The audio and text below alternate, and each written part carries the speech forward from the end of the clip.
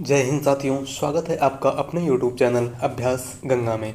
आज की क्लास में हम बात करने वाले हैं हिंदी के 50 महत्वपूर्ण प्रश्नों के बारे में। यह class SSC, railway, police, army, teacher एवं अन्य सभी एक दिवसीय परीक्षाओं के लिए उपयोगी साबित होने वाली है। तो चलिए क्लास को स्टार्ट करते हैं। और क्लास को स्टार्ट करने से पहले यदि आप लोग चैनल पर नए हैं तो चैनल को सब्सक्राइब कर लीजिएगा और बेल आइकन को प्रेस कर लीजिएगा, जिससे हमारे आने वाले वीडियो की नोटिफिकेशन सबसे पहले आप तक पहुँचे। और आज का हमारा पहला क्वेश्चन है, निम्न में से कौन सा शब्द विदेशी स्रोत का है। आपको बताना है कि इन चारों में से कौन सा शब्द विदेशी स्रोत से संबंधित है। हमारा ऑप्शन है रोशनदान, आलस, उल्लूक या फिर आज। यहाँ पे हमारा राइट आंसर हो जाएगा ऑप्शन ए, रोशनदान। रोशनदान फारसी शब्द है। कैसा शब्द है? फारसी शब्द है। और आलस और आज एक ऐसे शब्द हैं तो एक तद्भव शब्द के अंतर्गत आते हैं, ठीक है। और उलूक तत्सम शब्द के अंतर्गत आता है। इन सभी को आप ध्यान दीजिएगा। अगला क्वेश्चन है, निम्नलिखित भाषाओं में किसका संबंध अपभ्रंश की पैचासी शैली से है। हमारा ऑप्शन है राजस्थानी, गुजराती, पंजाबी या फिर बंगाली। आपको बताना है कि किस भाषा की उत्पत्ति पैचासी अपभ्रंश से हुई है। तो यहाँ पे हमारा सही उत्तर हो जाएगा ऑप्शन सी, पंजाबी। क्या हो जाएगा? पंजाबी। बात करते हैं राजस्थानी और गुजराती की, तो इनकी उत्पत्ति सौरश्रेणी अपभ्रंश से हुई है। किस अपभ्रंश से हुई है? सौरश्रेणी अपभ्रंश से। कभी कभी एग्जाम में पूछ लिया जाता है कि राजस्थानी भाषा की उत्पत्ति किस अपभ्रंश से हुई है, तो वहाँ पे हमारा सही उत्तर हो जाएगा सौरश्रेणी अपभ्रंश। क्या हो जाएगा? सौरश्रेणी अपभ्रंश। बात करते हैं बंगाली की, तो बंगाली की उत्पत्ति मागधी अपभ्रंश से हुई है। किस अपभ्रंश से हुई है? मागधी अपभ्रंश से, ठीक है। अगले क्वेश्चन की बात करते हैं। अगला क्वेश्चन है, देवनागरी लिपि का प्रयोग सर्वप्रथम किस राज्य में हुआ था। महाराष्ट्र, उत्तर प्रदेश, राजस्थान या फिर गुजरात। Most important question. यहाँ पे हमारा सही उत्तर हो जाएगा ऑप्शन डी, गुजरात। क्या हो जाएगा? गुजरात। अगला क्वेश्चन है, थ किस वर्ग का व्यंजन है। हमारा ऑप्शन है ओष्ठ, तालव्य, दंत या फिर ऊष्म। राइट आंसर है ऑप्शन सी, दंत। त, थ, द, ध, न, ये सभी के सभी दंत व्यंजन हैं। बात करते हैं अगले क्वेश्चन की।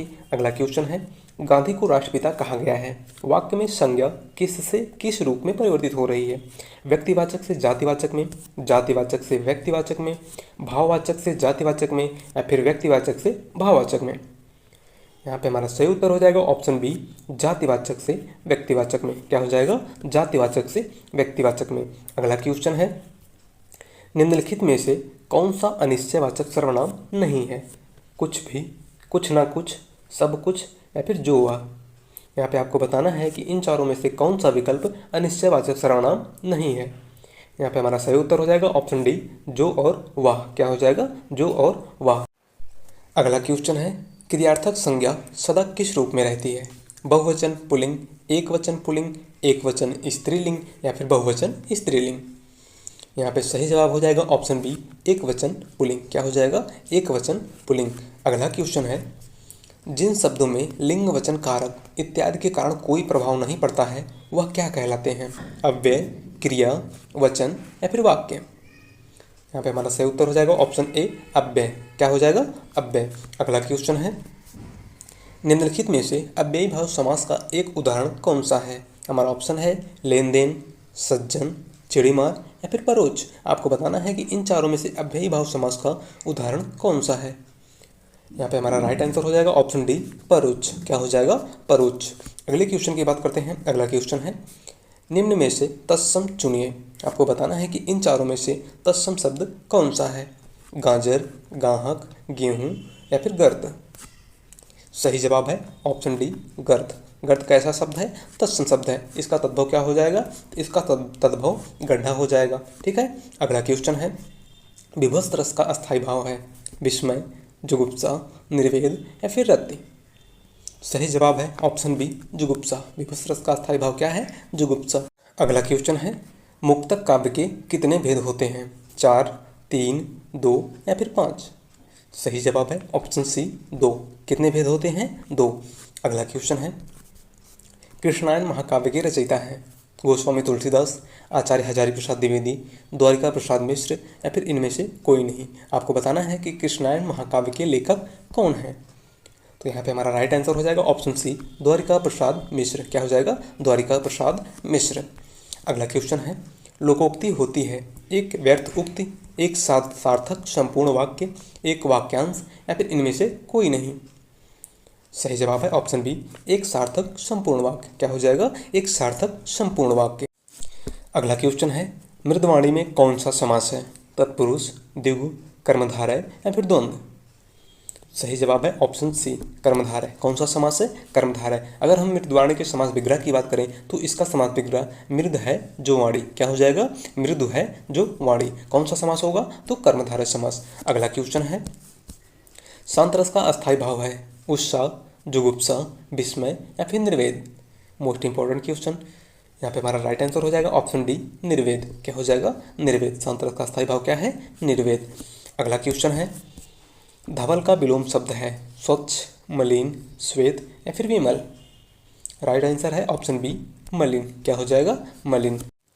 अगला क्वेश्चन, भाषा निर्माण की इकाइयों का सही अनुक्रम है। इस क्वेश्चन को मोस्ट लगा लीजिएगा, बहुत ही ज़्यादा एग्जाम में पूछा जाता है। तो आपको बताना है कि भाषा निर्माण की इकाइयों का सही अनुक्रम है। यहाँ पे हमारा राइट आंसर हो जाएगा ऑप्शन डी। क्या हो जाएगा? डी, ध्वनि, शब्द, पद और वाक्य। अगला क्वेश्चन है, निश्चित रूप से घटित होने वाला वाक्यांश के लिए एक शब्द होगा। हमारा ऑप्शन है भवितव्यता, संभावी, संभावित या फिर अवश्यम भावी। यहाँ पे हमारा सही उत्तर हो जाएगा ऑप्शन डी, अवश्यम भावी। क्या हो जाएगा? अवश्यम भावी। अगले क्वेश्चन की बात करते हैं। अगला क्वेश्चन है, सुई का तत्सम शब्द होगा। Most important question.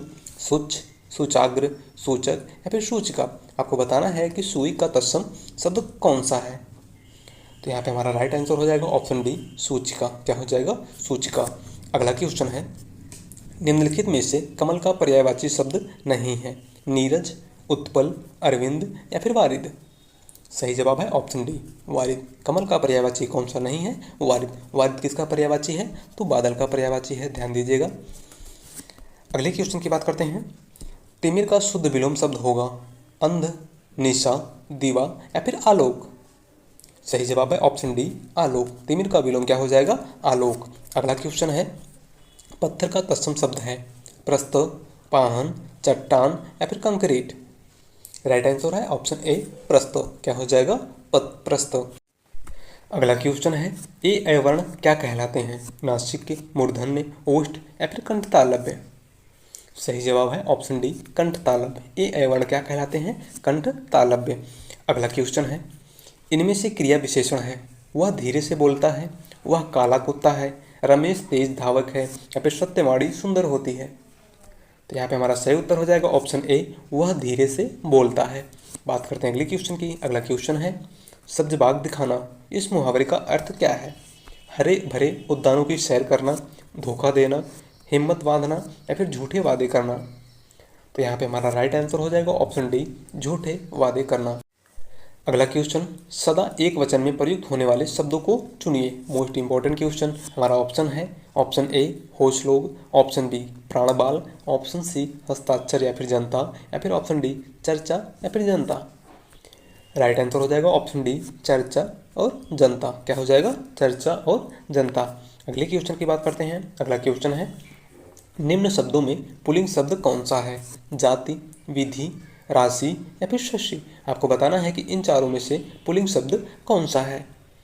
यहाँ पे हमारा राइट आंसर हो जाएगा ऑप्शन डी, शशि। क्या हो जाएगा? शशि। अगला क्वेश्चन है, अवांछित संवाद अर्थ के लिए उपयुक्त मुहावरा है सिर खपाना, सिर खाना, सिर नीचा होना या फिर सिर पड़ना? सही उत्तर है ऑप्शन बी, सिर खाना। क्या हो जाएगा? सिर खाना। अगला क्वेश्चन है, ऊँट के मुंह में जीरा का सही अर्थ है बहुत थोड़ा, ऊँट के मुंह में पीड़ा होना, ऊँट को जीरा खिलाना या फिर पेट भरने के लिए कुछ भी खाना? राइट आंसर है ऑप्शन ए, बहुत थोड़ा। ऊँट के मुंह में जीरा का सही अर्थ क्या हो जाएगा? बहुत थोड़ा। अगले क्वेश्चन की बात करते हैं। अगला क्वेश्चन है, सुमित्रा में प्रत्यय है आ, छोटा आ, इत्रा या फिर त्रा? राइट आंसर है ऑप्शन ए, आ। सुमित्रा में कौन सा प्रत्यय है? तो आ प्रत्यय है। अगला क्वेश्चन, मनोविज्ञान में कौन सी संधि है? व्यंजन संधि, विसर्ग संधि, यण संधि या फिर दीर्घ संधि? यहाँ पे हमारा राइट आंसर हो जाएगा ऑप्शन बी, विसर्ग संधि। कौन सी संधि है? विसर्ग संधि। इसके संधि विच्छेद की बात करें तो इसका संधि विच्छेद मन प्लस विज्ञान हो जाएगा। क्या हो जाएगा? मन प्लस विज्ञान। अगला क्वेश्चन है, मानस का हंस उपन्यास के लेखक हैं। Most important question. हमारा ऑप्शन है अमृतलाल नागर, यशपाल, रेणु या फिर अज्ञेय? राइट आंसर है ऑप्शन ए, अमृतलाल नागर। क्या हो जाएगा? अमृतलाल नागर। अगला क्वेश्चन है, कंठोष्ठ ध्वनि का उदाहरण है ओ, ए, का या फिर ता। राइट आंसर है ऑप्शन ए, ओ और औ। कैसे ध्वनि है? कंठोष्ठ ध्वनि है। बात करते हैं अगले क्वेश्चन की। अगला क्वेश्चन है, चरण कमल बंधो हरिराई में कौन सा अलंकार है? उपमा, उत्प्रेक्षा, रूपक या फिर श्लेष।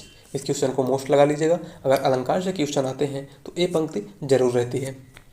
तो यहाँ पे हमारा राइट आंसर हो जाएगा ऑप्शन सी, रूपक। कौन सा अलंकार है? रूपक अलंकार। अगला क्वेश्चन है, जुगुप्सा अस्थायी भाव है वीर रस का, रौद्र रस का, अद्भुत रस का या फिर विभत्स रस का। आपको बताना है कि जुगुप्सा किस रस का अस्थायी भाव है। यहाँ पे हमारा राइट आंसर हो जाएगा ऑप्शन डी, विभत्स रस का। किस रस का अस्थायी भाव है? विभत्स रस का। अगला क्वेश्चन है, मैला आंचल किस प्रकार का उपन्यास है? हमारा ऑप्शन है राजनीतिक, आदर्शवादी, आंचलिक या फिर ऐतिहासिक। सही उत्तर है ऑप्शन सी, आंचलिक। मैला आंचल किस प्रकार का उपन्यास है? आंचलिक। हिंदी का पहला आंचलिक उपन्यास मैला आंचल ही है, ठीक है। और इसके लेखक कौन है? तो इसके लेखक हैं फणीश्वर नाथ रेणु। अगले क्वेश्चन की बात करते हैं। अगला क्वेश्चन है, उत्तर प्रदेश सरकार द्वारा वर्ष 1947 में गठित देवनागरी लिपि सुधार समिति के अध्यक्ष थे डॉक्टर धीरेन्द्र वर्मा, संपूर्णानंद, आचार्य नरेंद्र देव या फिर इनमें से कोई नहीं।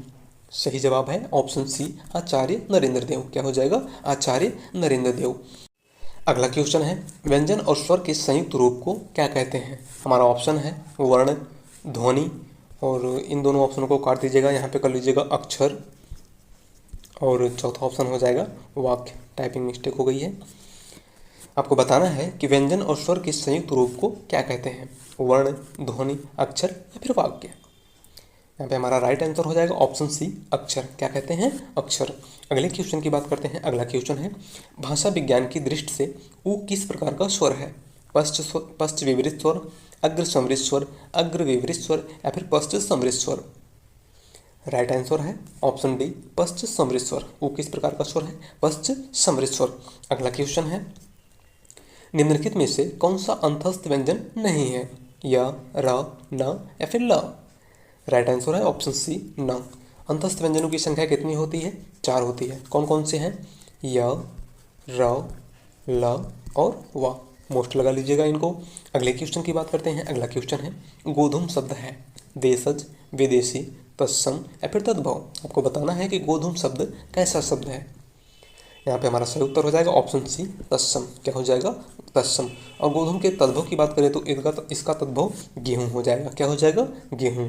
अगले क्वेश्चन की बात करते हैं। अगला क्वेश्चन है, अधिकृत के लिए विलोम शब्द होगा न अधिकृत, अनाधिकृत, बिन अधिकृत या फिर इनमें से कोई नहीं। आपको बताना है कि अधिकृत के लिए विलोम शब्द होगा। क्या हो जाएगा यहाँ पे? यहाँ पे हमारा राइट आंसर हो जाएगा ऑप्शन बी, अनाधिकृत। क्या हो जाएगा? अनाधिकृत। अगला क्वेश्चन है, निम्नांकित में कौन विशेषण है? सुलेख, आकर्षक, पौरुष या फिर हव्य। यहाँ पे हमारा सही उत्तर हो जाएगा ऑप्शन बी, आकर्षक। क्या हो जाएगा? आकर्षक। बात करते हैं अगले क्वेश्चन की। अगला क्वेश्चन है, बद उपसर्ग किस शब्द में है? बददस्तूर, बदौलत, बदमाश या फिर इनमें से कोई नहीं। आपको बताना है कि इन तीनों में से बद उपसर्ग किस शब्द में लगा है। तो सही जवाब है ऑप्शन सी, बदमाश। किस में लगा है? बदमाश में।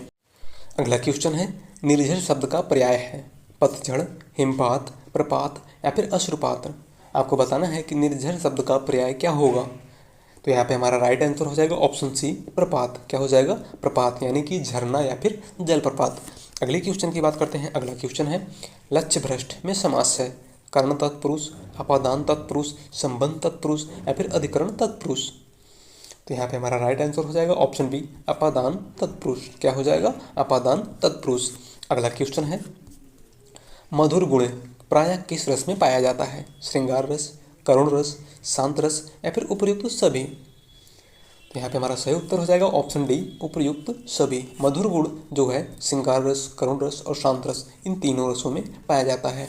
बात करते हैं अगले क्वेश्चन की। अगला क्वेश्चन है, निर्भय का विलोम शब्द होगा अभय, निडर, निर्भीक या फिर इनमें से कोई नहीं।